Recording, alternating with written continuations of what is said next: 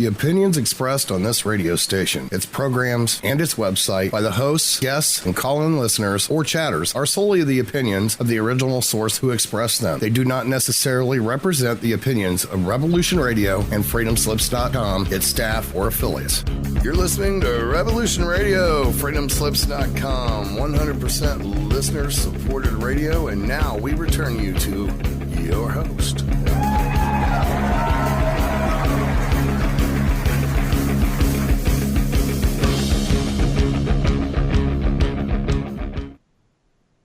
And welcome to The Divine Truth on Revolution Radio, this very warm evening in sunny Reading. Tonight we have my guest host with me, Nyssa. Hi Nyssa, how are you? Hi, I'm good, thanks. It's extremely hot here in England. Yeah, I've been spending the whole day trying to keep myself cool, so... Yeah. We're going to have a slightly different show this evening. Benjamin Fulford will be coming on in the second hour because it's very early for him in Japan. I think it's about 7 a.m. at the moment. He's probably just getting up right now to have his coffee. But he will try and come on a little sooner if he can. And I'm going to be monitoring the chat room this evening for any questions that you want to give to Benjamin Fulford in the second hour. So if you do want to ask him anything, go to freedomslips.com. Click on the chat section at the top of the screen, join the chat room, and post your questions there. And I'll be monitoring that during the first hour of the show. But I know there's a few things I want to talk to Benjamin about, as he's had a recent trip to the Soloman Islands to help negotiate a deal regarding a gold mine out there, which he hasn't posted any updates regarding that at the moment. So hopefully we may get... It's an exclusive. We'll You're going to have an exclusive, yeah. Get an exclusive as to what happened during this recent trip. But I have been listening to his recent blogs, and there's a few topics that are quite interesting, and me and Nyssa are going to chat about those before Benjamin comes on. And one of the main things I wanted to talk about is the whole financial system thing, replacing the financial system. And that's I know Benjamin has mentioned this, and the only way to replace it is really with some kind of gold-backed financial system, because most people don't know that the banks around the world, such as the Federal Reserve and the Bank of England, the money isn't backed by anything. There's no gold in the Federal Reserve, there's no gold in the Bank of England that can back the money that they print. This is the whole problem with the financial system at the moment, is that whenever America has problems, they call upon something called quantitative easing, which is basically just printing more money, and that's probably why they're about $20 trillion in debt at the moment. But that's not the answer, to the world's financial problems. You can't just print print money and expect to get yourself out of debt, because money in itself. Benjamin used it. Yeah, money is debt, basically. So you're just printing more debt. Yeah, Benjamin used a great analogy when he said that America is like the guy at the bar that has all his drinks on tick and just sits there and drinks all the beer and just puts it on tick. Yeah, exactly. Yeah, that's a pretty good analogy. But I think one of the reasons why he did this trip is to create some kind of gold-backed financial system. And I think he was talking about there's literally hundreds of trillions of dollars worth of gold in the Soloman Islands that can be used, but it has to be obviously used responsibly. There's no point in using that money, the elites, taking over and just using it for their own means. It has to be used responsibly, and that's something we can talk about with Benjamin as to how, if this gold is mined, how it's going to be mined, and who's going to control the gold, because there's no point in going into something like that and then just handing the gold over, to the elites, and it'll just make more problems, really. So has no one claimed this gold yet then? No country, has any country claimed it yet as their own? Well, this is something we need to ask Benjamin. I don't know the details of his trip. I did see the blog he posted about the trip, and I know the elites will try and take over the gold mines through using the military-industrial complex. So you may see something like some kind of war break out in the Solomon Well, Islands. yeah, they'll Which, need democracy in that area rapidly, won't they? They'll all of a sudden need some democracy happening. That'll be the excuse. And then they'll go in there and start a war.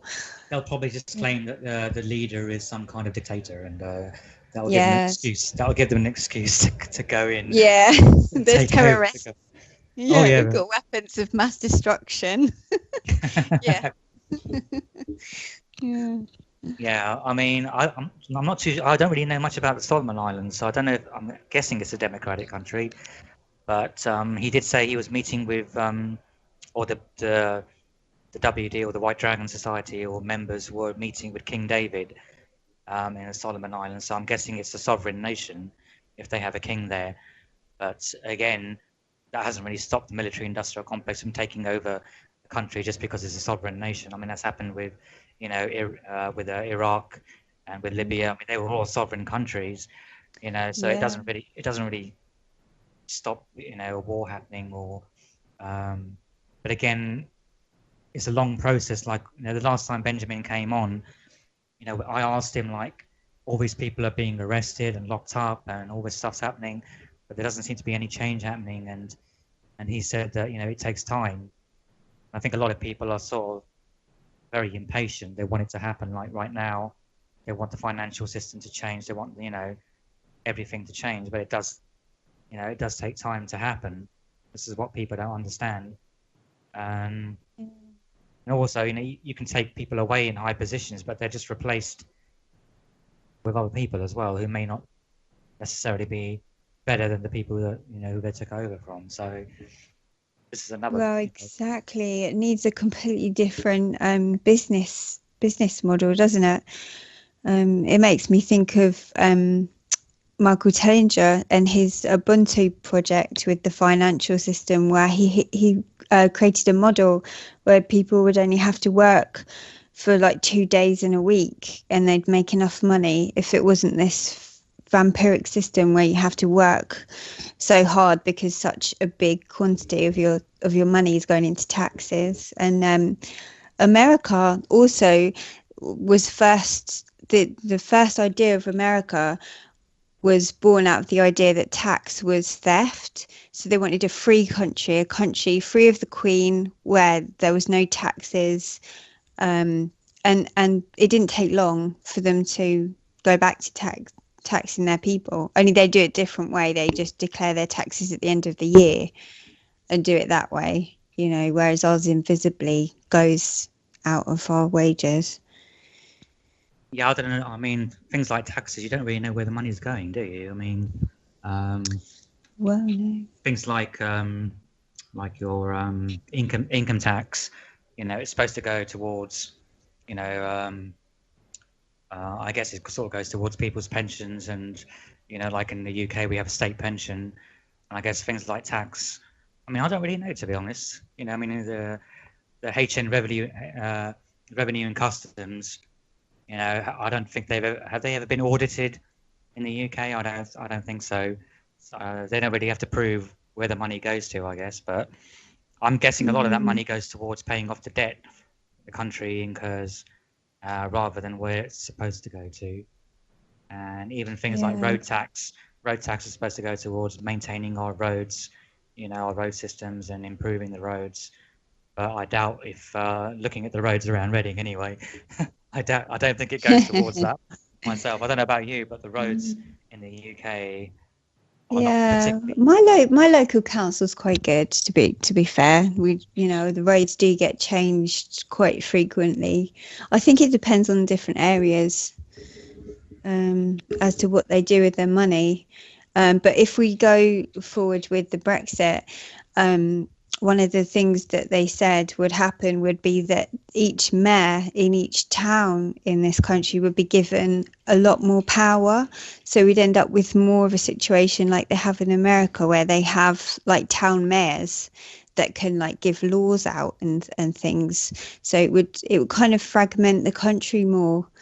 Each county would be a lot more like the way America's run, which I'm not quite sure how that would work out, if that would be good or bad. Worst case scenario, it could end up like Hunger Games, you know, where you have quadrants, you know, where you can starve to death in one and you can, you know, flourish in but this is another. all this goes down to like local corruption as well, doesn't it? I mean, if your local government, local council gets a certain budget, yeah, we already, with the NHS, we already have that problem because it's a lottery. If you need certain treatment, certain counties will give you certain treatments and other counties won't. yeah, It they won't depends. pay. Yeah. Yeah, it's like my town our water isn't fluoridated with there's no fluoride in our water because they didn't decide to pay for it. Whereas if I go out to the villages, the water tastes of pure chemicals because they've actually invested in putting all the chemicals in. So it's kind of different areas have different rules. Yeah, I think that's the problem with the UK. Even though we do have the healthcare system is nationalised, so we don't have to pay for healthcare necessarily, but you have to wait a long time for certain operations and certain procedures. You know, you might be waiting like a year, you know, for a hip transplant or hip replacement, or you might wait 2 years for a kidney replacement because, you know, because it's on the, you know, it's on the National Health Service. You know, it depends how much funding your area gets. It's like a lot. They call it the healthcare lottery, don't they? That's true. Yeah, depending on where you live, you may get a hip replacement in a week or two. As somebody with the same problem may have to wait a year or two. So it is a bit of a lottery in that sense. Again, yeah. I mean, what do you do about it? That's it's the problem. Another thing that after listening to some of Benjamin Fulford's recent blogs was that he was talking about getting rid of the old guard or the old guard leaders, you know, the leaders of the world who have been in power, you know, for a long time. But again, they have to be replaced with people, you know, who are not going to do the same thing, who are not going to start wars, not going to, you know, deal with the same corruption that is already going on in a lot of countries at the moment.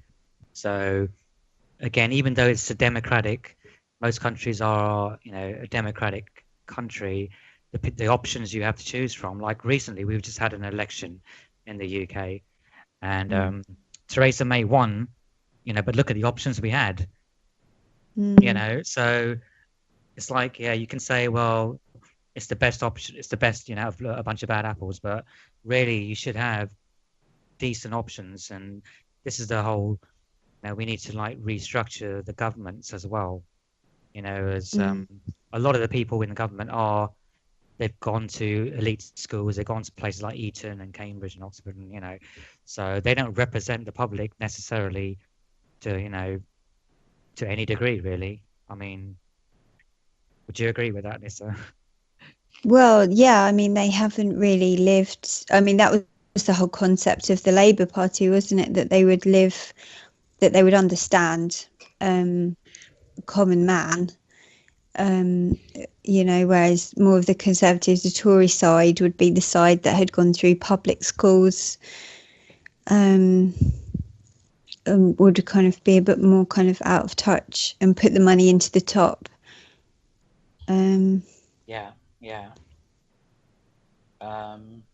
But what I'm seeing increasingly in the UK though is a war on the middle classes.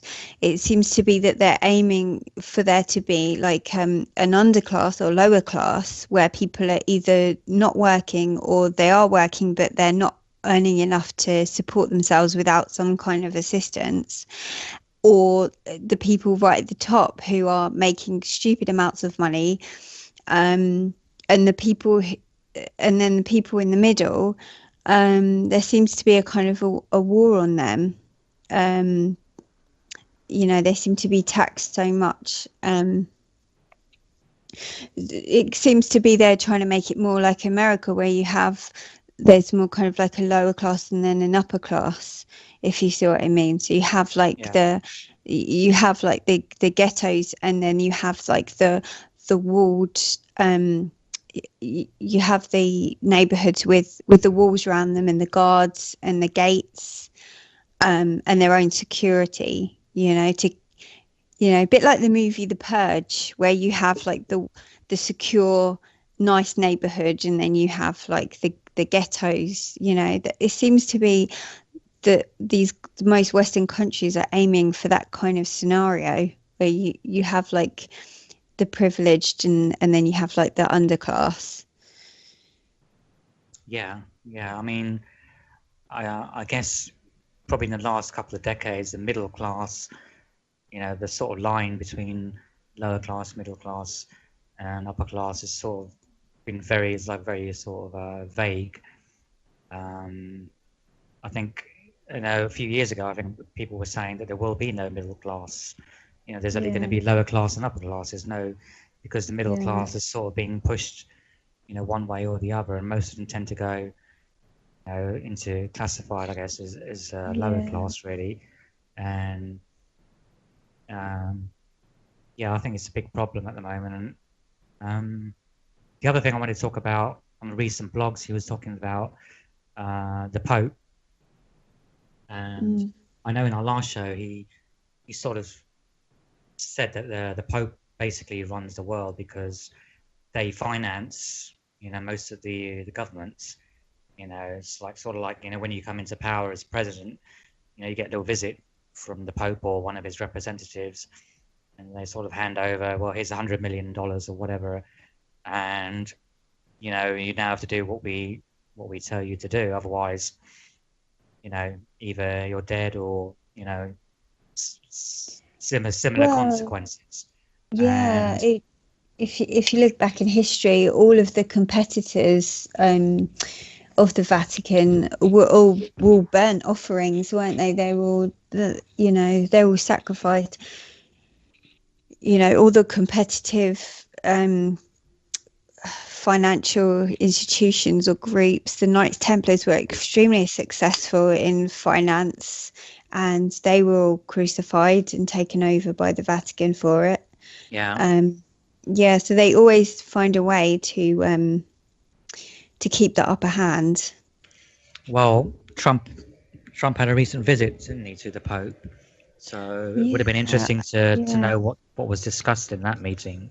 Well, it's very interesting because the focal point of that meeting was that his gift to the Pope was a document on the climate change.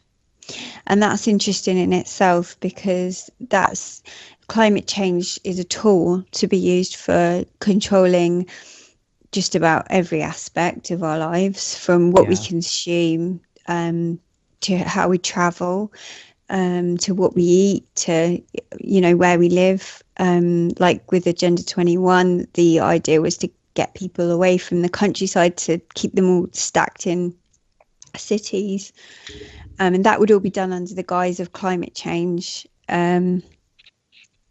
So who knows what was in those documents, but I found it extremely interesting that was his gift. I can't remember what the Pope's gift to Trump was, but it was a lot more impressive than that document. But then you think to yourself, well, that's how the media said it, oh, look, he just gave him a document. Well, actually, that document foretells the future of humanity. So actually, it probably was actually quite worth more than the books that the Pope gave, because he gave him some books. I can't remember what it was now, but maybe Trump went to pick up his $100 million check. Yeah. No, I'm just joking. I don't think Trump needs $100 million, to be honest with you, the amount of money that he's got. But I mean, there is a lot of interesting stuff happening in the governments around the world. But there's one thing. I mean, Hillary Clinton's gone very quiet. I don't know what's happened to her, but maybe she's been arrested. She's quite sick. She's not very well, is she? From what I can hear, from what I've heard. Yeah, she's disappeared from public view anyway. I mean, I haven't seen her maybe for a couple of months, in public anyway, on any kind of public broadcast or news channel or anything like that. So I don't know. Maybe I don't know if that's a good thing or a bad thing, though. Really, I don't know. she may be sitting somewhere plotting her revenge. Thinking up ways to get back at Trump or something. I don't know. Yeah. But I did also hear that in a recent blog, Benjamin Fulford said there was a possible assassination attempt on Trump. That they were offering Yes, I did hear that. $150 million to assassinate Trump. Yeah. I'm not too sure about how true that is or how viable that is really. Well, it all depends how pliable he is. If they test him with something and he goes more with them, then they know that he can be kind of persuaded, and then they won't need to get rid of him. Well, I'm guessing the fact that they're talking about an assassination attempt means that he's already hasn't, what's the best way of saying, complied to their requests, sort of, I mean, he's been in office, nearly 5-6 months now? Yeah, well, one of the main things that they keep pushing for is this big World War III massive thing with North Korea involved and China involved and Russia involved, and that hasn't, touched wood, that hasn't happened yet. So he's obviously not doing, because one of the things about having him there is the fact that he could be manipulated into pressing the big red button, but he hasn't. So I don't know if that's him going against the grain or going with the plans and holding back, and he really wants to, but he's not. Or, it's hard to say, isn't it? But that hasn't happened. I think it would have been more likely that World War III would happen if Hillary Clinton had come into power. But I don't think Trump wants World War III. No. I mean, well, from what I've seen of him anyway, I don't think he would want World War III to happen. No. But yeah, again, that's something we can talk about with Benjamin when he comes on. Another thing here Benjamin's been talking about is Trump's impeachment. Now, I know the head of the FBI, I can't remember his name, Trump fired him, didn't he, recently?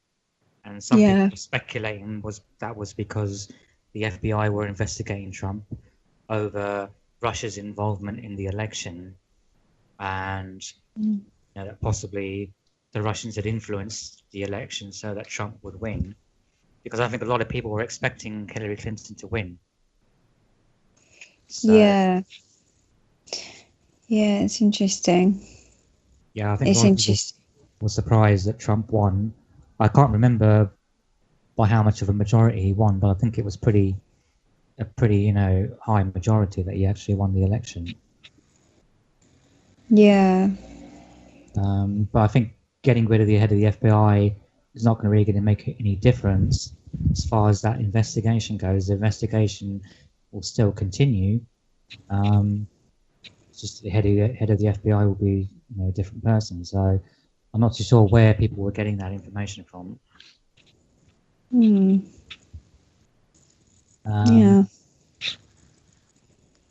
What was the other thing I wanted to talk about? Oh yeah. Yeah, there's a couple of other things. Indonesia, there's a few things going on in Indonesia that Fulford was talking about. I know that they, again, like a lot of countries, they're in a lot of debt, but I think not too sure who approached them and said that if they gave them 12,500 tons of gold, that they would wipe out their debt. Again, this is more corruption, really. That's a tactic, isn't it? Well, it sort of like gives the impression, that the Indonesian government is probably corrupt. Not that I'm saying it is, but it probably could be. But again, buying a country with gold. Seems to be a tactic with I never know what to call them, the elites, the cabal, the New World Order, whoever they are, these people who hide behind these names. I guess you could say people like Kissinger and George Soros and others are part of that group. So I guess Yeah. they're involved to a certain extent. And so, again, it's another problem we have to deal with if we want to move on and get rid of governments, get rid of the financial system, to deal with people like Kissinger and deal with people like Soros, who will argue against it. They'll say their solutions are the best ones because their solutions make them money. Of course, it's not the best solution for the country. I know Soros has gone into a lot of countries where he's basically bankrupt the country, but he's made a lot of money out of it. So yeah, exactly. Yeah, I think it's a difficult one to get your head around as to how anything can change.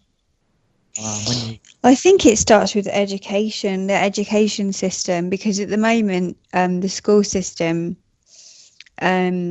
was first designed in Prussia, and it was designed to train the Prussian army, because they lost a massive battle, and I can't remember what battle it was, because they decided that on moral grounds that they didn't want to fight the opposition, so they decided they're going to implement a school system so that they could basically train people to parrot information, to absorb information and then regurgitate it back. And it was like, who has the best memory wins. You have regulated times that you eat, regulated breaks, basically the school system as we know it today. But what was part of the system is basically that they were going to identify the children at an early age of like which position that they would have, and those who were capable of being more than a specific job or task would be like the top 1%.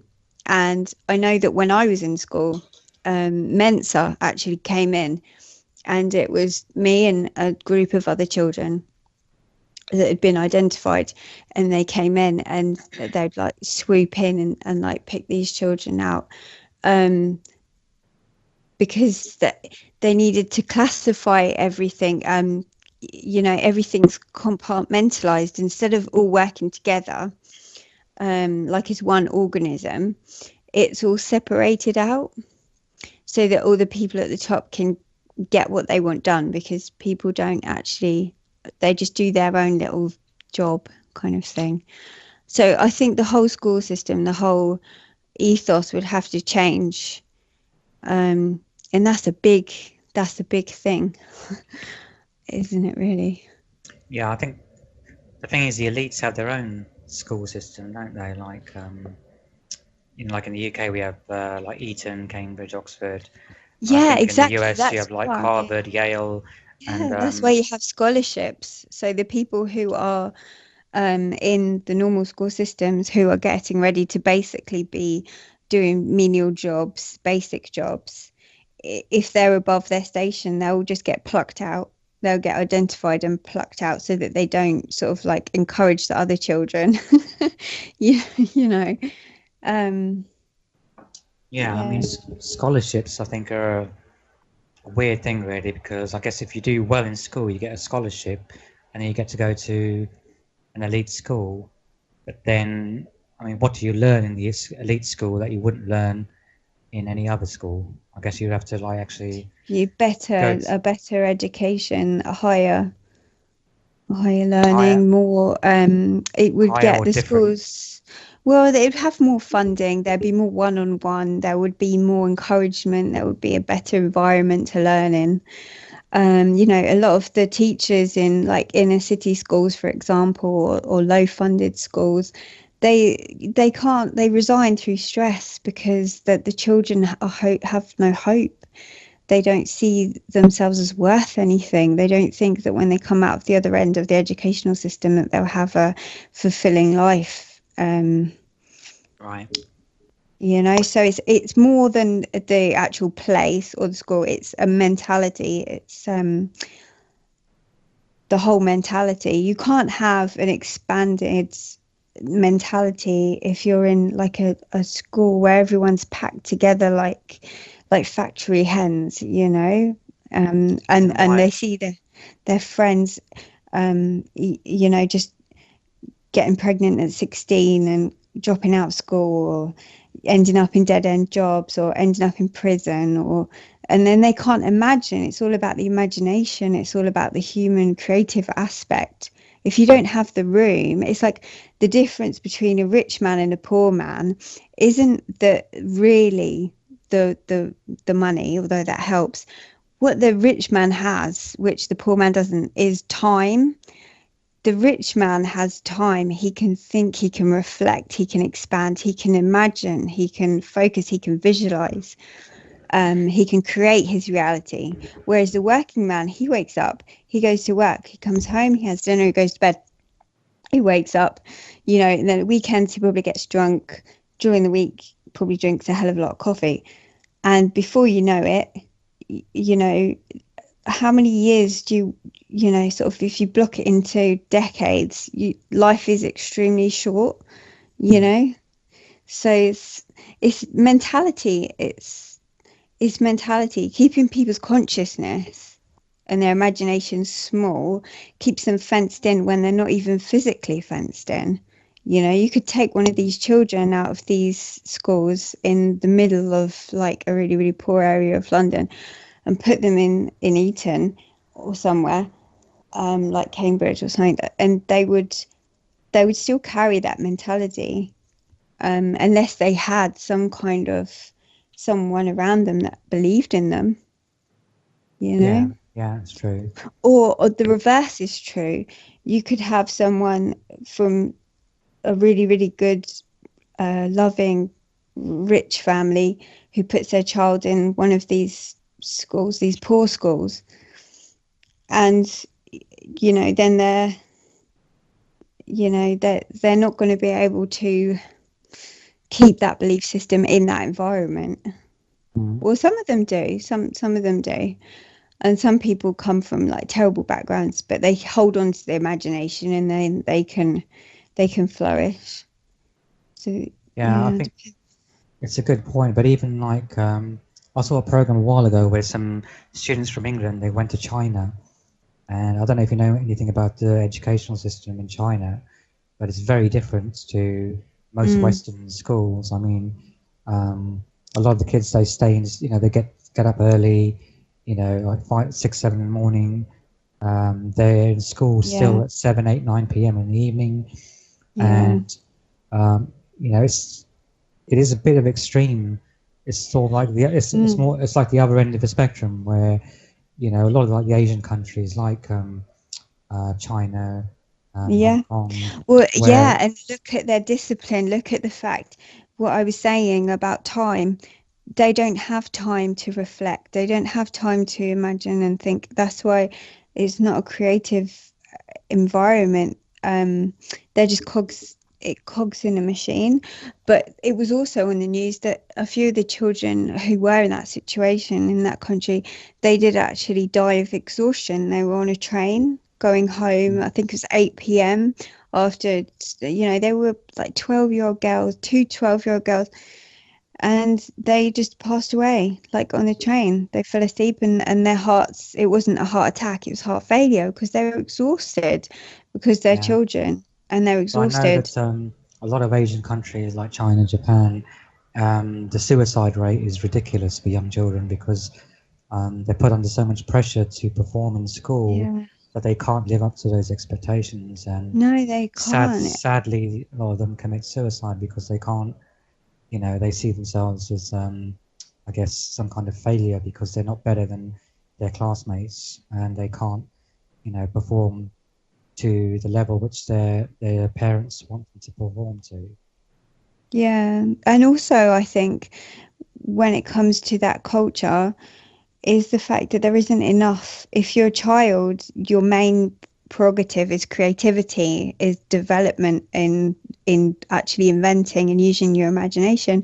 And in that culture, even in their performing arts, you've got karaoke, which is repeating other people's songs and things, and it's all very rigid, it's very routine, and it's all copying, it's all that parroting.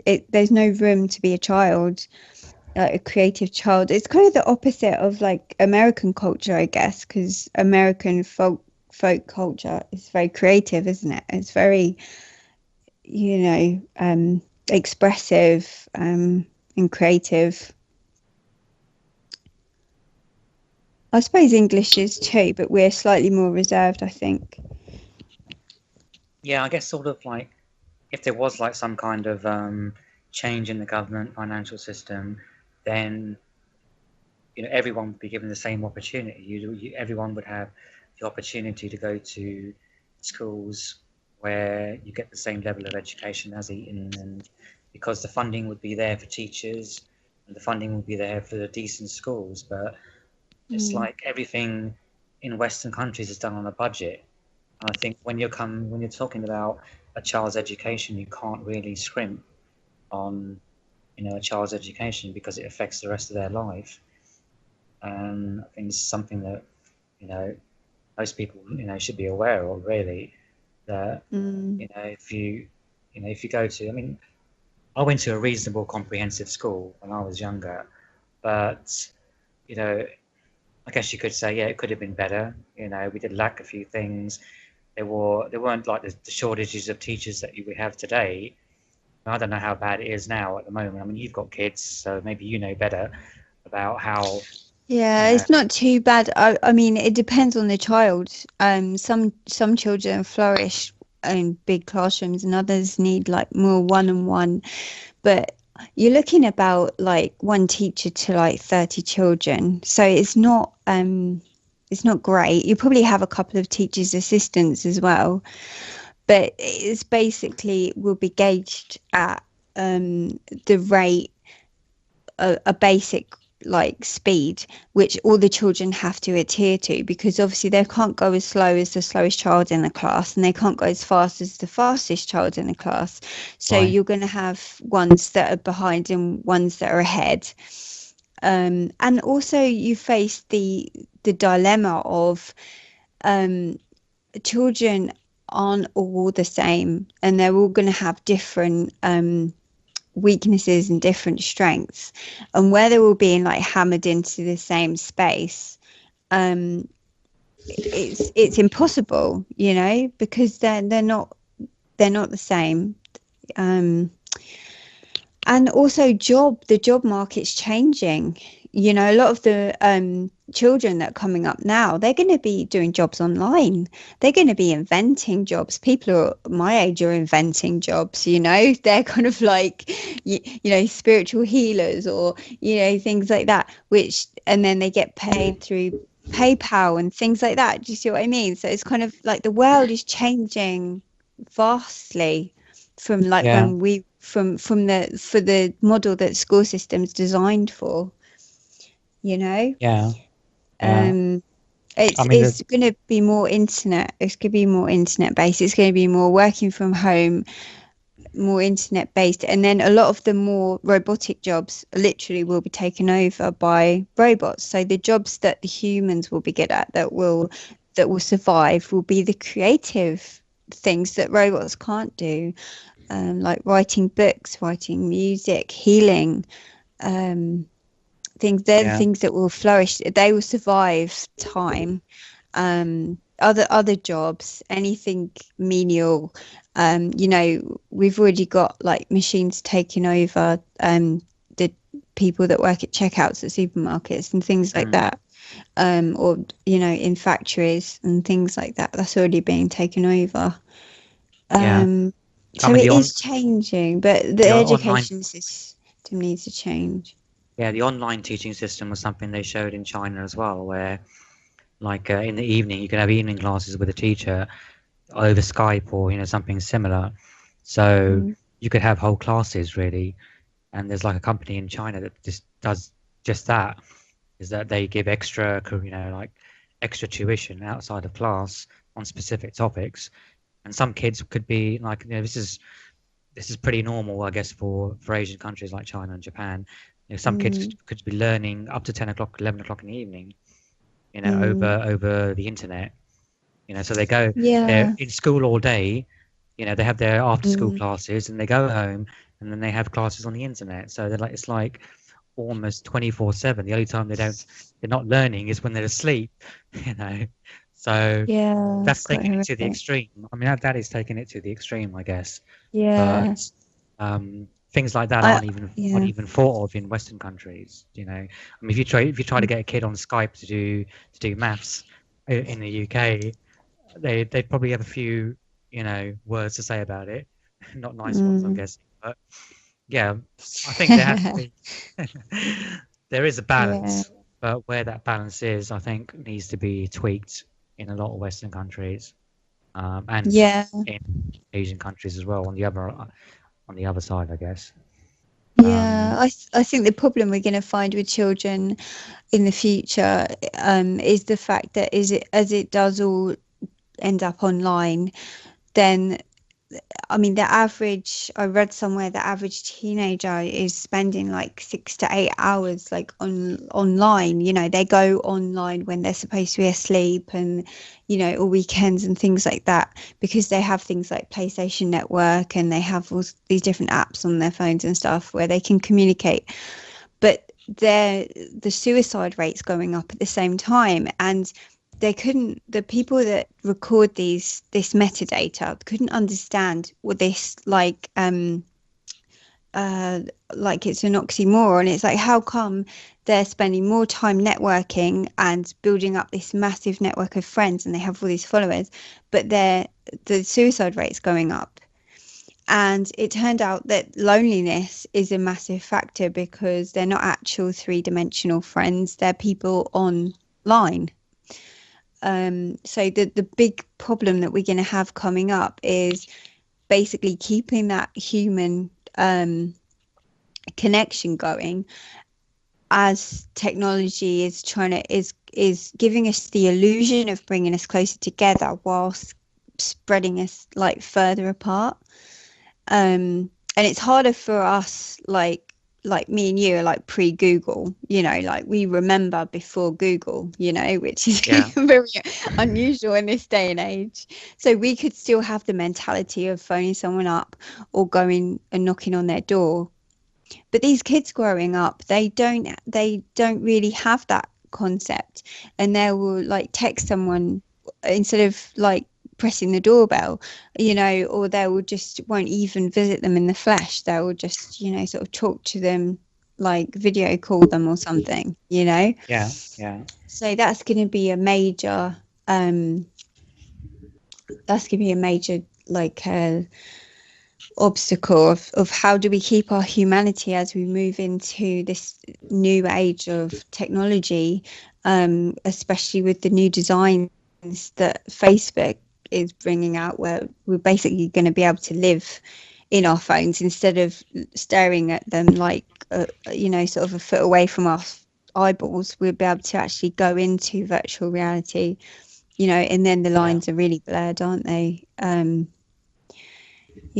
think so I guess the idea of being a kid these days is very different to what we thought when we were kids. We used to get muddy, we used to go out and on your bike, and it wasn't as dangerous back then. But then, is it that it was less dangerous, or is it that there's more technology available now to let you know what's going on? Maybe it was happening then, but it wasn't all over the news or recorded, and people didn't have phones with cameras on, and they couldn't sort of record things as easy. Is it our awareness that's increased, or is it the danger that's increased? Well, I think stuff like the internet's got a lot to do with that, because information is more readily available now compared to like 20 years ago. I mean, I guess there was an internet 20 years ago, but it wasn't used, as much as it is now. I think things like Facebook and YouTube, and stuff like that has got a lot to do with it, where information is, more readily available. You know what's going on in people's lives more now than you would have done 20 years ago. You probably know more about someone's life in America than you do about your next door neighbor. Yeah, And yeah, you probably exactly. talk to someone, on the other side of the world more than you do with your neighbor, or someone down the road, or whoever in your neighborhood. Most people don't even know who their neighbors are, or don't even talk to them, but they spend hours on Facebook talking to someone, on their friends list who lives in thousands of miles away. And I guess,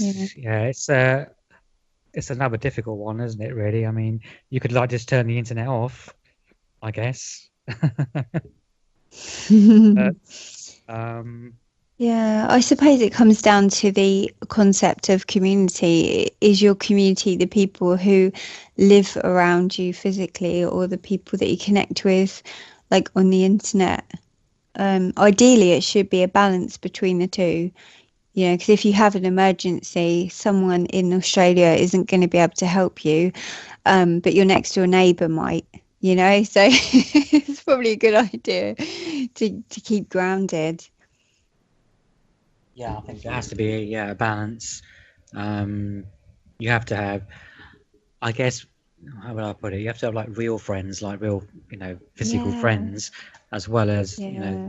your Facebook friends and people like that, or on Twitter or whatever. Mm, But it is getting more, people are communicating more through Facebook, so yeah. it's something that, not just children, but adults are going to have to deal with, in the future. Because, yeah, I mean, because these aren't even, I mean, they are real people, but all the pictures have been through like 500 filters. Everything's edited, everything's presented. It's not as like it was for us, growing up. Yeah, I mean, it's also, you don't know who you're talking to on Facebook sometimes. Yeah, exactly. Fake profiles is a bit of a problem, on Facebook. I mean, recently Mm. I've been having a lot of issues with people, trolls and such, and most of those are fake profiles. Yeah, exactly. I've noticed quite a few people don't actually even have profile pictures. They'll just use pictures from the internet, and they'll have no pictures of themselves in their actual Facebook account, which I find really creepy. Yeah, usually you can tell a fake profile if you go into the profile. There's hardly anything on timeline. It was probably created a few days ago, and yeah, it's usually that's that type of profile. Because I get a lot of friend requests, and Yeah, I've got like over 100 unanswered now because I have to keep my Facebook pretty secure, obviously, because I've got kids and stuff. So mine's not even visible to search. But the requests that I get are ridiculous, absolutely ridiculous. They're photos from a catalogue or a magazine that someone's taken a photo of and pretended, that there's a real person. And I don't know why these people always use supermodels, like, yeah, you I know know, the ones you mean. Apparently, yeah. Reading is flooded with supermodels. It must be because Yeah, a lot of the friend requests I get are like blonde girls in bikinis, and they all live in Reading. And yeah, uh, yeah, they're obviously fake profiles because I clicked on them, and like the profile was created like 2 hours before. I got no idea why they're yeah. friending me, and Mm. I did friend some of these just to find out like what they wanted, and they all ask the same questions like, "Are you single? How old are you? Or where do you live?"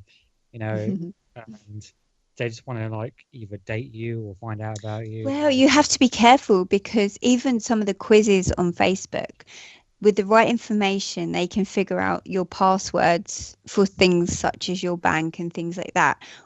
Because typically when people create passwords, they use children's names, children's dates of birth, their own dates of birth, their own middle names, the streets they grew up in, and things like this. So when you do these quizzes and it asks you these questions, that's why they do it.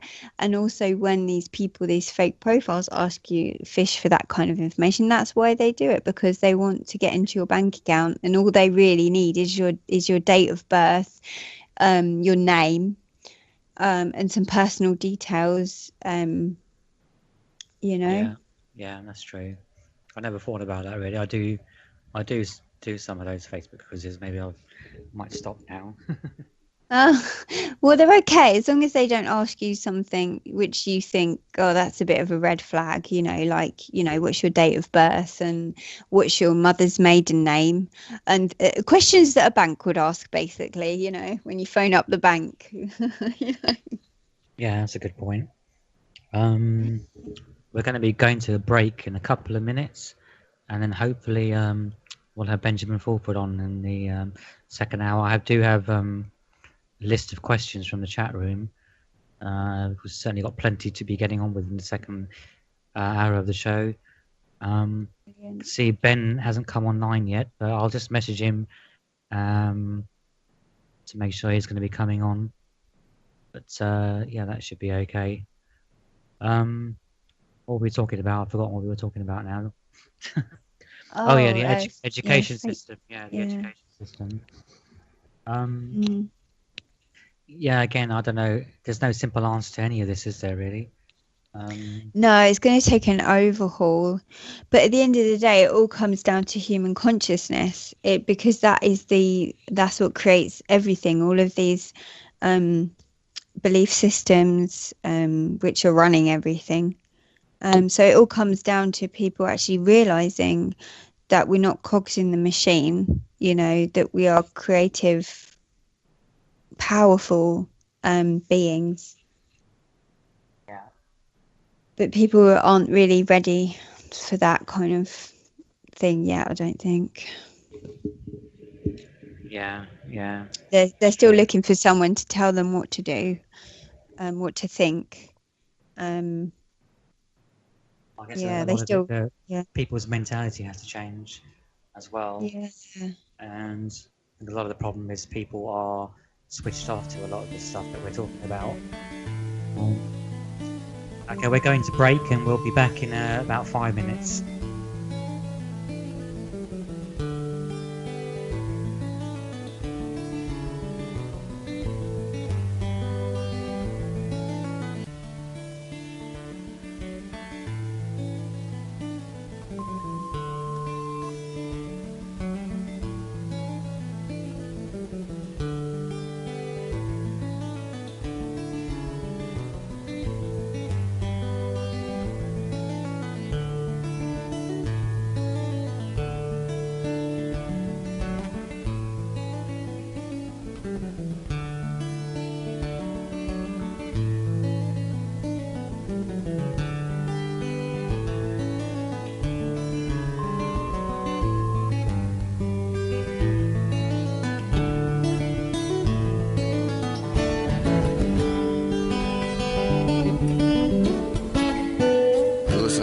Radio at freedomslips.com, and we'll be right back after this message.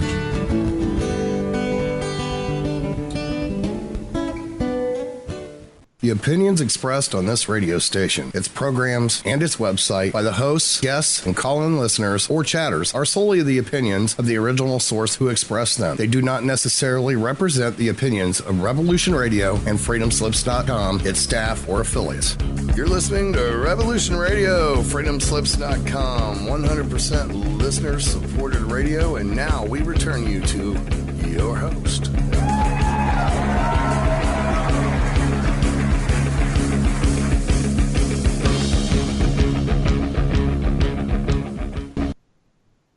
And welcome back to The Divine Truth on Revolution Radio.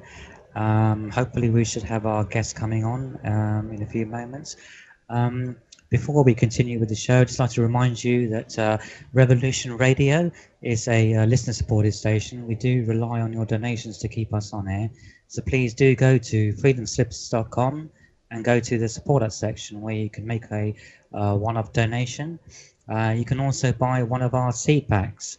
All of our seed packs start at $60, $100, or $200. All of our seed packs contain non-GMO, non-hybrid heirloom seeds. You can also join our monthly support club, where you can make a regular monthly donation starting at only $10. You can also get access to the Revolutionary Radio archive for only $5 a month, where you can listen to previous shows, not just my show, but all of the hosts on Revolution Radio. So now we will return to the show. Nyssa, you still there? Yes, I'm still here.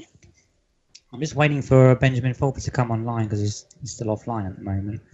But I was just going through the questions that some of the people have posted in the chat, and one of them was to do with the Grenfell Tower fire that happened recently. I don't know if you've been following that at all, but yes, I have, and the cladding used on that is actually illegal in the US of A. I recently learned also that the gas piping went central up the central middle of the tower, which was also lethal. Lots of design flaws. People really should be going to prison for it because it was a death trap. The intercom melted, so people couldn't escape. The cladding on the outside. For our US listeners, Grenfell Tower is it's a residential tower block in London that caught fire. I can't remember when it was. A few days ago now, wasn't it? Yeah. But there's been a lot of protests in London over the fire because the numbers of people who have died has been misrepresented. I think a lot of people. I can't remember the latest figures, but the last figure I heard was about 30 or 40 people who died. Well, a lot of my friends, it's way more than that. A lot of my friends around here in this town have actually been sending, because I'm not that far from London, and they've been sending like parcels of food and everything. Now, this food and clothes and all the rest of it is just being kept in a room. It's not going anywhere because although the media is portraying there to be all these survivors and no, that's not real. That's not what's happening. The people that were trapped in the building that have died are being portrayed as missing because the fire brigade can't actually get in to retrieve the bodies. There's probably going to be well over 500 people who died because the fire began 1 o'clock. There wasn't a single fire alarm installed in the whole building. There wasn't a single sprinkler installed in the whole building.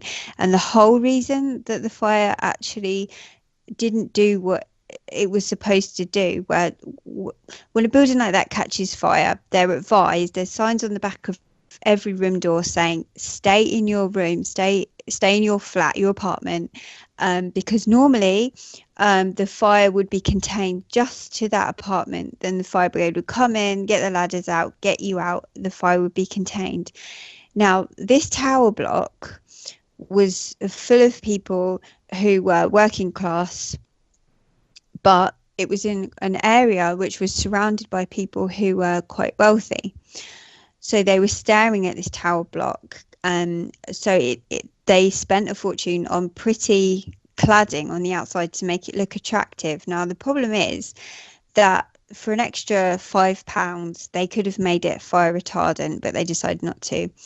And also the design of this cladding actually left a gap between the actual front of the building and where the cladding began, which actually created a draft of air that went up the front of the building, which fed the fire, so that the fire wasn't going to burn itself out and it was actually being fed. So the whole, in a very, very short amount of time, the whole building went up. And people the intercom melted, they couldn't escape.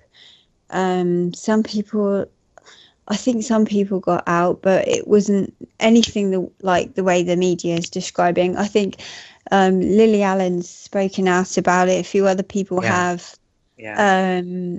But it basically reminds me of back in, say, like the 1400s, when the king would send his knights in to burn down the poor villages, just torch the lot, just to get rid of the poor villages, the poor people. That is basically, in my mind, the way that it's kind of seems to be. Yeah, I think there's going to be a lot of questions about. I mean, they spent £10 million on this refurbishment and this cladding, and I think there's going to be a lot of questions about whose decision it was to install this particular cladding, and the fact that it wasn't fire resistant, and the fact that the main reason why the fire spread so quickly was because of the cladding on the outside of the building. Yeah, which was there for decorative purposes, so the upper class people that were looking out of their windows could see something pretty. Now, had this happened in one of those posh buildings, most of them got helicopter pads on the roof, so anyone that was stuck on the higher levels that couldn't evacuate by going downwards would have been airlifted out by emergency helicopters. Now, this tower block was just left to burn overnight. I think it started at 1 o'clock and it was just burning overnight. I mean, the footage that I've seen is horrendous, you know. And fair play to the fire brigade have been really, really, really good. And a lot of them are going to need a lot of psychological help, because they saw people jumping out to basically commit suicide as opposed to being burnt to death. There was one woman who she had to throw her baby out, which was safely caught. But of course, that baby's now an orphan, because she couldn't escape her room. It's horrific. In this day and age, it shouldn't be happening. And how can you not have a single fire alarm or a single sprinkler in a building of that size? It is beyond belief. Yeah, I know. I mean, the thing is, a lot of other buildings in the same area, in fact, all over London, probably all over the UK, that are built the same way. So, you know, I mean, there's a lot of questions. I mean, the fire started at 1 a.m., which is probably the worst possible time it could have, you know, started, because everyone would have been asleep, and most of the people who died would have died of smoke inhalation. And yeah, that is one, not good thing, obviously, but it's one. Well, it's a kindness, isn't it, in a way, that the smoke does normally knock you out before the fire, but it shouldn't be happening. It's absolutely disgusting. It shouldn't be happening in this day and age. You know, they're still sending like relief aid, and there's no one to give it to. But they won't. The media won't show that. It won't show that, because they're still downplaying the numbers, because they want it to seem like something like there was lots of survivors and only a few people perished. But, you know. Yeah, I mean, I have seen in London, there's been a lot of people coming together to raise, you know, to donate food and supplies, and even sports centres in the area have, you know, have opened their doors to people who are now homeless because of the fire. But I don't know how many people actually escaped the fire. I'm guessing the majority of the people in that building died, but the numbers don't add up at the moment. So yeah, exactly. Well, we're being told two different stories, aren't we? We're being told that there's all these people that are homeless that need houses, and then we're being told all these people are missing. And, you know, I don't know, but the interesting thing is, because it happened during Ramadan, a lot of the Muslims were awake, and they were the ones that helped. So that was a good thing, because they could show that it's not religion that's evil, it's extremism that's evil. You know, because if you think about it, the extremism of Christianity is like the KKK, you know, which is just as evil as the extremism of, you know, sort of like any other religion, really. So it's not really religion in itself that's evil. It's how people twist it, you know. Yeah, I think most people, like on the street, get along regardless of religion. I think it's, you know, it's demonized in the media, which I don't really understand, but there's obviously an agenda there to create, you know, to create conflicts between religions. And I mean, it's been like that for a long time, though, for hundreds of years. Well, forever, yeah. Yeah, forever. Tribal, yeah, it's the tribal instinct of humans, isn't it? Us and them. Over resources, it's always over resources. Only it's mostly oil in this day and age. But, That's yeah, true. Yeah, I mean, social engineering. I don't find any kind of conflict in my day-to-day life with, No. with other people, with white or black or Asian or whoever. So all these conflicts that you see in like Middle Eastern countries, in Korea, in Asia, all over the world, they're all fought by the elite, really, and it's the people, the common people who have to go out and fight these wars, the armies, and so forth. But I guess it sort of links to the stuff we were talking about in the first half of the show about the whole financial system and the governments. They control everything, and they control the people, and they can start wars where they want. The whole Middle East is one. It's one big bank. Well, let's not forget that in a war, the banks will fund both sides. It's not. At the top, there isn't much duality right at the top. That's just a pantomime played out at the bottom just to keep everything going.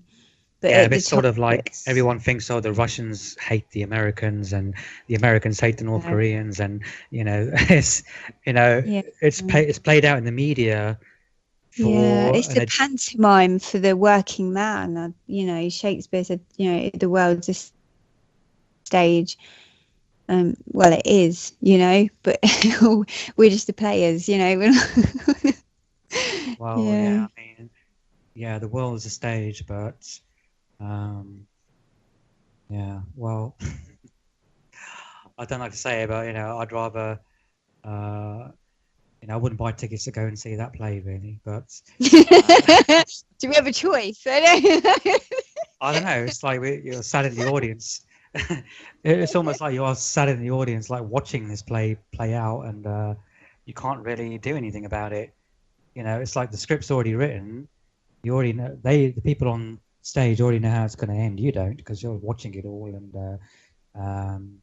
not really participating in any way, like most 90% of the population. And there's a small percentage who know how it's all going to end. They know the plays, they know what's going to happen, and in a way, I guess it's happened many times before. But then what do you do? So, Benjamin's just come online. Yay. Just give me a minute. Okay.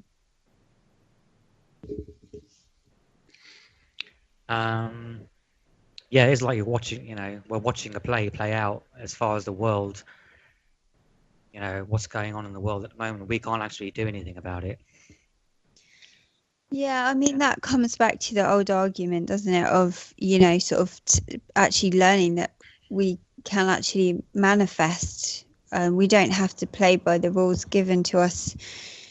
And people are like slowly learning how to manifest their own reality slowly by using the laws of the universe, which have been kept hidden in secret societies for since the dawn of time, So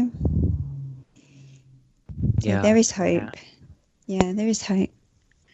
Let me just try and add Benjamin to the call. Just a minute. Okay. Oh, wait a minute. He's just typing something.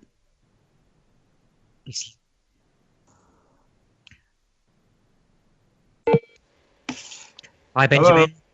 Hi, Ben. Hi. Hi. How are you? Good. Sorry, I slept in. I'm just waking up now. All right. Good morning. Good morning. Okay, no problem, Ben. So what's up? I just want to have a quick chat about, firstly, about your recent trip to the Okay. Solomon Islands. Do you want to just talk a little bit about that? What happened? Can you tell us what happened, or the details, or just in general why you went there and what was the outcome? Well, the I was contacted by an arms dealer who suggested I should go look into the situation, right? And there was this huge mine in the Soloman Islands in Bougainville called the Panguna Mine, and it's Okay. one of the gold and copper mines on Earth. And what happened was that a company called Rio Tinto Zinc, which is controlled by the French branch, the Rothschild family. Originally, they just started digging out the gold. They just sort of moved away the locals and put them in shacks and didn't really pay them very much money. And they started using mercury and they destroyed the river, they destroyed the environment, and their original plan was to remove everybody from the Soloman Islands, from Bougainville, and just dig up the entire island to get all the huge amounts of gold and copper that were there. What happened was the locals, were forced to resort to war, and because they had no weapons, they started a guerrilla war. At first they just had bows and arrows and stuff, but they killed the soldiers, took their guns, and used the guns to kill more soldiers, get more guns. And after about 15 years, they won the war. And they were, then they were quarantined. They were, put under a blockade and cut off from the international system, et cetera, and yet they refused to hand over the mine to the Rio Tinto Zinc. And the war, I think it killed about 10% of their population. And there's a lot of war crimes that were not reported. A lot of extrajudicial killings, all sorts of stuff. So what was the purpose of the trip to the Solomon Islands? Well, they want to reopen the mine in a more ecologically friendly way, and they want to use the money to help the people of the planet. So that's what I went there for, to discuss how to do that. Okay. And was it a successful trip? I mean, how did the negotiations go? They went very well. I think it was successful. Yes, I mean, what they're worried about is that by 2019 they have to have a referendum to decide whether or not they'll be fully independent, and they are worried that they're going to try to rig the referendum. And certainly somebody went out of their way to try to prevent me from getting there. Took me 4 days to get there. Right. There were all flights were blocked into the island for that week I was there, and then the main highway that was supposed to take me from the Australian-controlled area to the rebel area was blocked, and I had to use back roads. So, sorry, yeah. So when I got, go ahead. And then when I got there, 10 truckloads full of mercenaries were sent to try to capture me, and I had to escape at night using back roads again to avoid them. Right. Do you know who sent those? Who sent those people? Follow the money. Right. Who's got billions or maybe trillions of dollars at stake? That would be Rio Tinto Zinc and the Rothschilds. So who's in control of these mines at the moment then? It's the Bougainville Rebel Army, controlled by King David Pay, and he's he's a Christian, and their army is based on an old mission site, an old Christian mission. Yeah. They're teetotalers and they're Christians, and They just want to protect their land and protect their rights to their traditional land. And they want the gold to be dug up in a way that does not destroy their environment. Because if you go to Google Earth, you can see the damage. They just dug up huge amounts of earth and dumped mercury and wastewater into the local river, poisoned the river, killed the fish, killed the people. A total mess. But anyway, I mean, this gold is enough. If you follow the same methods used by the Federal Reserve Board, you could create at least $30 trillion with that gold or more. It's enough to change the world geopolitical balance of power. Right. And it's and it's vital to keep that. And the locals say they want to use that gold for the benefit of the planet. So the main obstacle is Rio Tinto Zinc and its shareholders. They're the ones who are using all the money they can to try to defeat this army, which they haven't been able to do, and convince the Australian government to keep backing them, because there's just so much money at stake. And the locals say they've been bribing officials, they've been paying mercenaries, they've been doing all sorts of things to keep that gold out of the hands of the people. And it's a bigger story in the sense that this is a microcosm of what's been happening all over the world with oil companies and mining companies. They come in, they find a resource, they use mercenaries to remove the locals, they hire a few local tyrants as sort of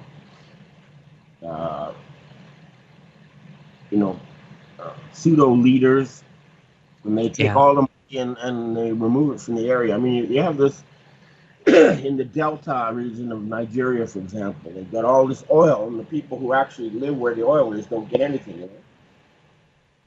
Yeah, that's true. So what's like the next step then? After this meeting, what would be the next step in getting these mines open? Well, there's a couple of things that have to be done. One is to get mining equipment up there and start and engineers and start doing it in an ecologically friendly way. And the other is to I've contacted Rio Tinto Zinc on several times, but they just don't want to talk to me. They refuse to answer. But someone's got to get them to back off. People may think Rio Tinto Zinc is an Australian company, but like I say, it's controlled by the French Rothschilds, which is headed by Davide the Rothschild, who's wanted by French police for defrauding British pensioners. So the Australian government needs to get on the case and tell Rio Tinto Zinc to get the hell out of there and back off and forget their rights. So is it? Maybe buy off the shareholders, I don't know, but the locals don't want to, because they murdered 10% of their populations, they don't want to do anything to do with that company. Right. So how would you finance it all then? Would this Australian company have to finance it then to get this gold mining?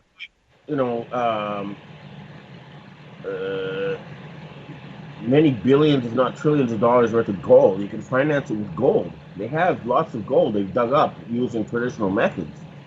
So you pay for gold. And the gold right now is under a kind of a boycott. So suppose they they're at one point they're offering to give me a bunch of gold to take away with me. And what would have happened is it would have been confiscated, or I would have taken it to Singapore or somewhere, and they would have told me, no, we can't buy this gold because it's under a boycott. And you can tell where the gold is from because gold has a sort of DNA. It's the amount of trace minerals that are found in the gold. Right. So right now, that gold is part of a large pool of what's known as black gold. And I've been looking into this for many years. Essentially, a lot of the world's gold is not allowed to be refined or converted into money, because if they allowed that to happen, the world balance of financial power would shift to Asia. So, for example, the Thai kings gold, or the Shah of Iran's gold, Persian gold, which is also in Thailand. This is blacklisted. Some of it's even been contaminated with radioactive substances to prevent them from, so they can keep track of the gold. So if they try Right. to move, they can follow it with a satellite. Right. So So the Bougainville gold has been blacklisted. It's not, you know, so they have the gold. They've been mining it using traditional methods. Um, so so who decides whether a country's gold is blacklisted, or is that the Rothschilds again? yeah, it would be the Rothschilds and the families that own the central banks. Um, the Saxe Gotha, the old royal European royalty. These sort of people are the Mm. ones who keep a lot of this gold off the market. And this is now a very important issue for world security because, I'm going to sort of fast forward the history, but the Bretton Woods Agreement, at the end of World War II, gave Britain, France, and the United States 50 years control of the world's financial system. And it was backed by gold that was mostly owned by Asian royal families. Right. And they were supposed to use it control to develop the world, but they only developed the G7 countries, the countries that they directly control. They broke their promises about developing Africa or Asia and stuff. So the gold was cut off, and President Kennedy and Sukarno of Indonesia tried to set up their own financial system backed by Asian gold to help develop the world, and they were both killed for the as a result. And then in 1971 to 73, the United States ran out of gold, so they switched to the petrodollar. So you could only buy oil if you had U.S. dollars. So they bypassed the gold system and the gold controlling families. But that system is now falling apart. Yeah. So, for example, I mean, you've probably seen in the propaganda press stories about Qatar being boycotted by Saudi Arabia because they're Yeah. supporting tourism. Well, that's not what happened. Okay, what happened was that Qatar and Iran agreed to jointly develop a huge gas field they have they share in the ocean between them. And instead of sending the gas to Europe, they were going to send it to China and India and get paid in rupees and yuan. So in other words, they were going to sell all that gas outside of the petrodollar system. And Right. that's suddenly they were declared terrorists, and then they tried to blockade them because it threatens the entire power structure that's existed since World War II. Right. Yeah. That's interesting. Yeah, I didn't know that. Mm. So you, even if you can mine this gold, you've still got to overcome this boycott somehow to be able to sell it. Yeah, and that's one of the things I got to do. And the other is, well, there's several ways to do that. Some I don't want to talk about right now, but basically the current international system, SWIFT, is controlled by these, what I call the Khazarian mafia, and it's based on Windows Vista. It's out of date, so we might have to just boycott the entire SWIFT system, and that's what's happening with cryptocurrencies like Bitcoin. They don't use that system; they're outside of that system, so we may have to do that. So, in other words, connect this gold to cryptocurrencies and bypass the blockade on the gold that way. So people around the world can directly buy that gold on the internet without going through the traditional banking system. Right. Really Yeah. wild to- Yeah. Yeah. I've noticed the value of Bitcoin has shot up in the last few months. I haven't checked it recently, but I think it's almost like doubled in value. I think in the last. Yeah, the thing about Bitcoin that I worry about is that it's a little bit like the South Seas bubble. What happened was in the South Seas bubbles, they discovered this new continent, North America and South America, and everyone knew there's incredible potential, right?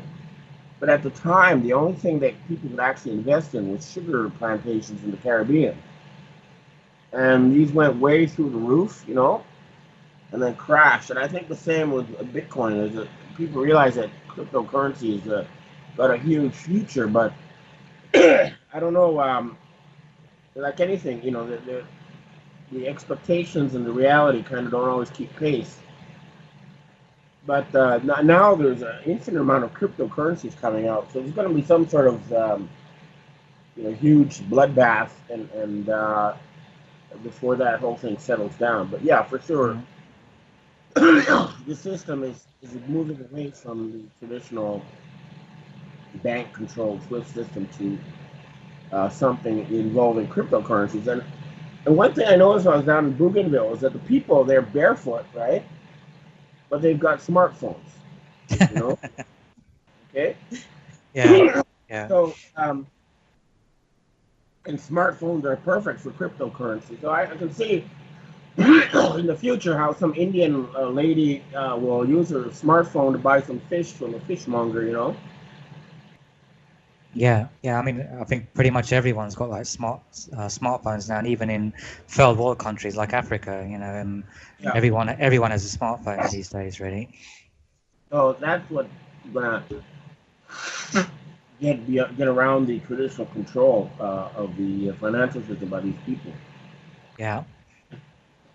Ben, I've been taking some questions from our chat room in the first hour. I was wondering if I can just put some of these questions to you. Okay. The first question is regarding Donald Trump, and it's regarding his impeachment. And is he likely to be impeached, and why? If he does get impeached, why?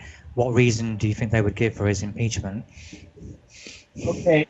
These people are probably watching CNN, which is only trusted by 6% of the American population at this point.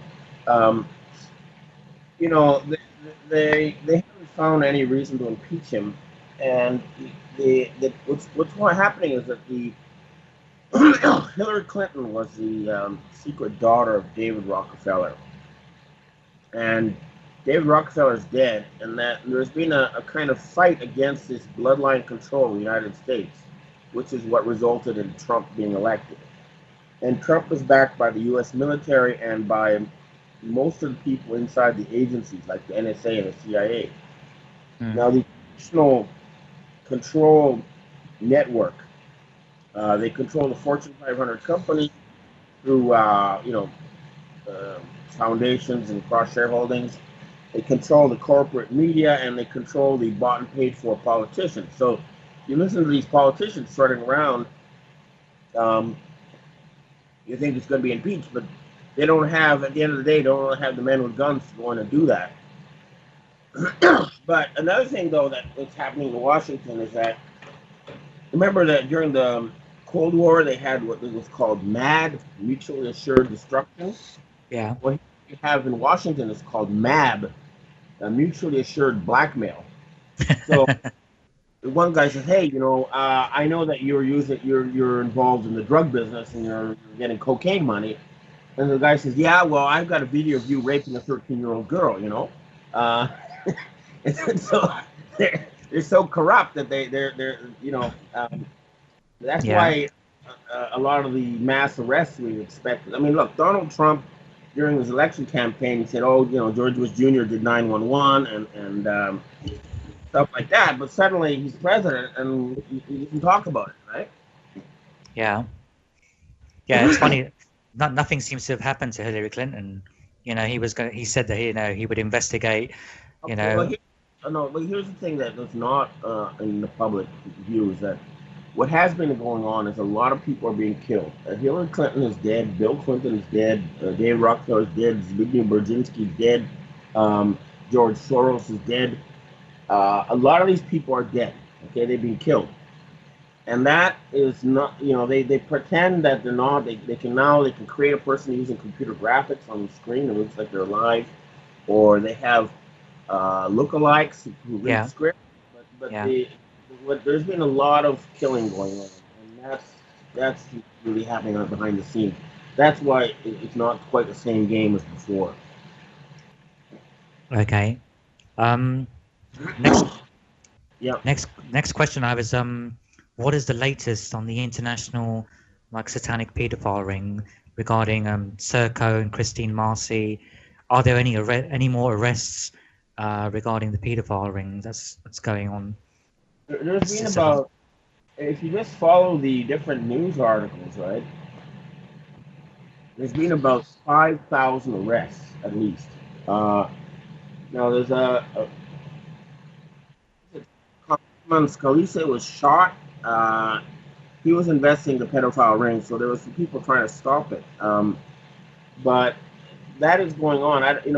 Again, this is based on a court filing in California that Donald Trump was a regular visitor to Epstein's, island in the Caribbean. Yeah. Where they had, underage children,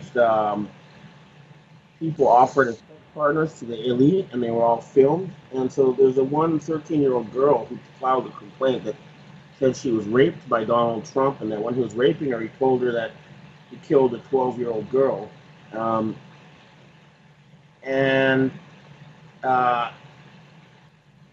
Trump denies this, of course, but if he did do that, you can be sure there's a video of it. And my own sources tell me he was blackmailed with this video, which is why he, ordered an attack on Syria against the wishes of the U.S. military command. So there's still some high-level blockage going on as far as the pedophilia goes, but there's so much pressure from down below that they can't stop it, but they're trying to because too many people at the highest level are involved. Okay. And there is a lot of evidence. I mean, if you go to the Old Testament, you look at the Book of Ruth. There was a group that sacrificed children to Molech, or Baal, or Set, or Satan, and if you look at the what happened at the Bohemian Grove, where they worship Molech, you can see there's a large portion of the elite that still follows this practice of human sacrifice, and they are the main problem. And I think that enough people are aware of this now. So it's like a subsection of the Jewish community that practices human sacrifice and has risen to the highest levels of power that we're dealing with. And I think enough of us are aware of this now, that they are being hunted down and they are being systematically removed from power. Mm-hmm. So a lot of the children who are involved in these pedophile rings are sacrificed. Is that right? Yeah. That's right. They once they're starting getting past the their puberty progresses and they get to adulthood, they're killed to stop them from talking. Right.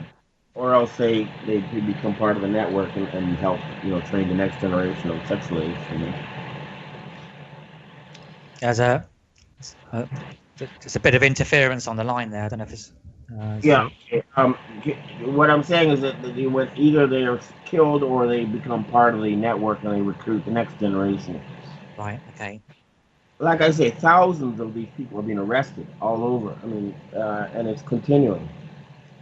So it's really falling apart. We're going to witness something that'll be bigger than the fall of the Soviet Union. We already are. Okay. The next question is about the White Dragon Society. The question is it a secret society? Who founded it? And how long has it existed? And why was it created? So, well, I don't know if you need quick answer to that. The quick answer is that when George Bush Jr. took over an illegal coup d'etat, and they started this plan to start World War III and kill 90% of the world's population, there was a huge groundswell of opposition within the agencies and the U.S. military to this plan, and that led to the formation of the White Dragon Society. I mean, they some of them call themselves White Hats or other names, but it's all of us who thought the West stood for democracy, human rights, all that decent stuff, and were appalled when the United States was taken over by Nazis and fascists, and it started becoming a genocidal rogue nation, which was not what most of the people believed they were working for. And there's a lot, because we're dealing with people who systematically murder anybody they think has an influencing opinion against their control grid. We kept the names secret, but one influential early member was a guy called Tom Clines. He was, if you saw the movie Apocalypse Now, the character in that movie was based on him. Right. He came out in the Iran-Contra scandal, but he was very influential in the CIA, especially the part that has to do with assassinations. And those people agreed, hey, we were fooled. We thought we were fighting communism, and they agreed to help.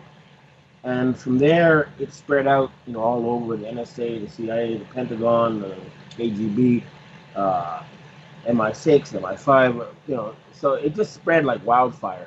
But, Right. Again, to protect lives, the name of who runs it is kept secret, and it's not really a centralized thing. It's more like a ground swell rebellion. But Right. So members of the White Dragon Society come from like the military, the government, the financial system. It's all different branches. Is that right? Yeah. And there's always been a group like this. And, for example, if you go back to England's history, you had something called the White Horse Inn. And All right. And what that was about was a bunch of intellectuals got together in this inn and said, you know what?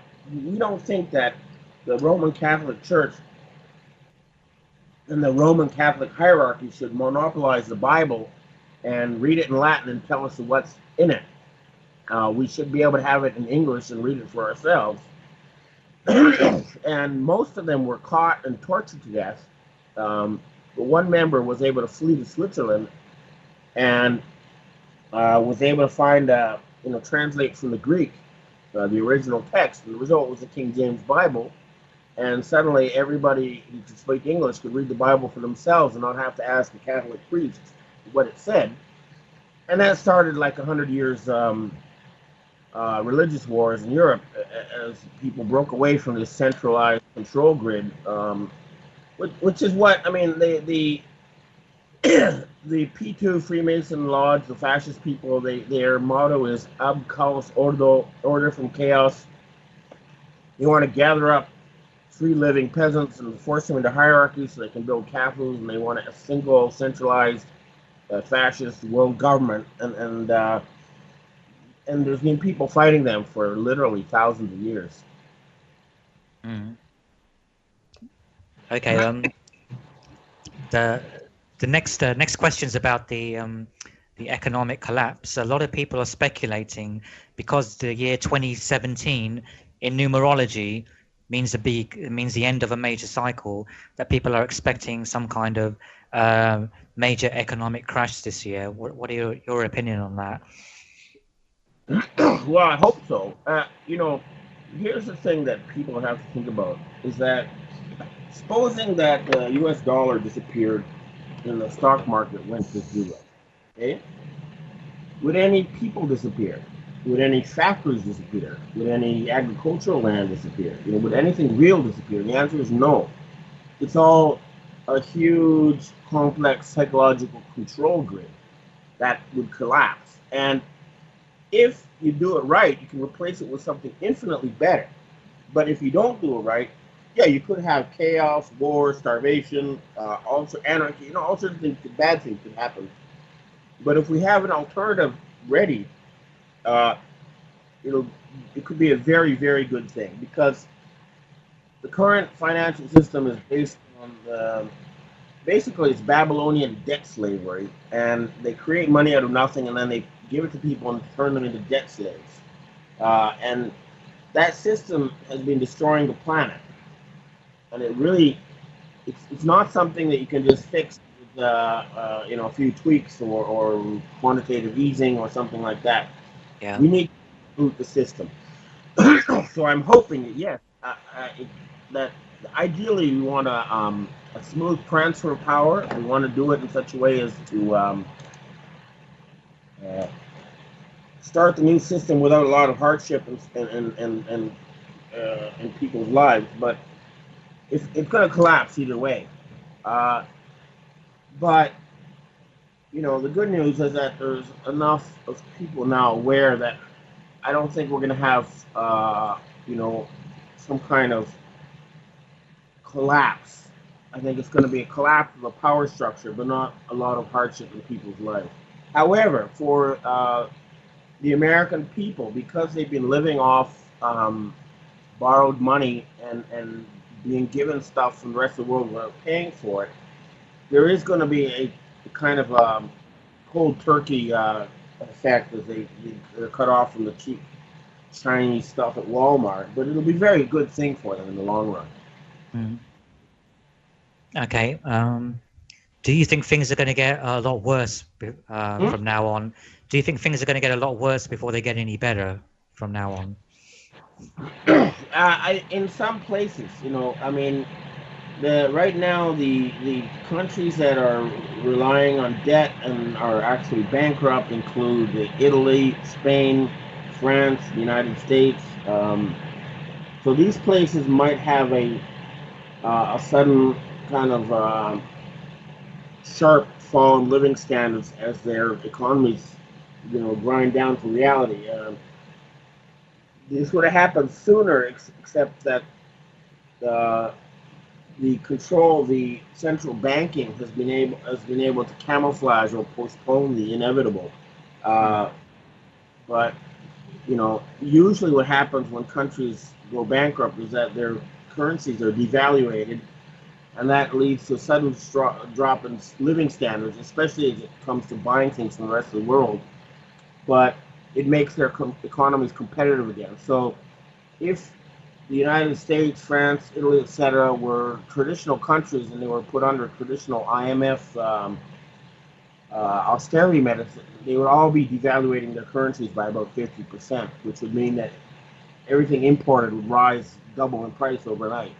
That's not happened, so they've been, postponing it. But you cannot, reality has this way of catching up with it. You can deny it for a long time, but it eventually catches up with you, and that's what's happening. Mm-hmm. So, are the elites like in a panic mode right now? Are they actually worried?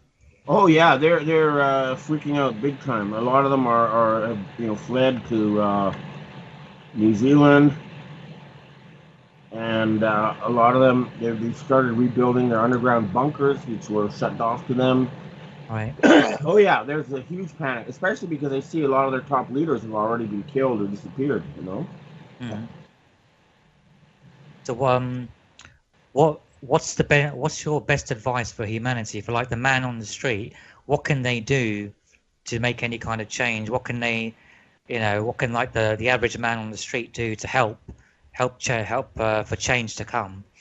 Well, the first thing is that whatever is closest to you is most important. So you got to worry about your own living, where you're living, what you earn, who are your friends.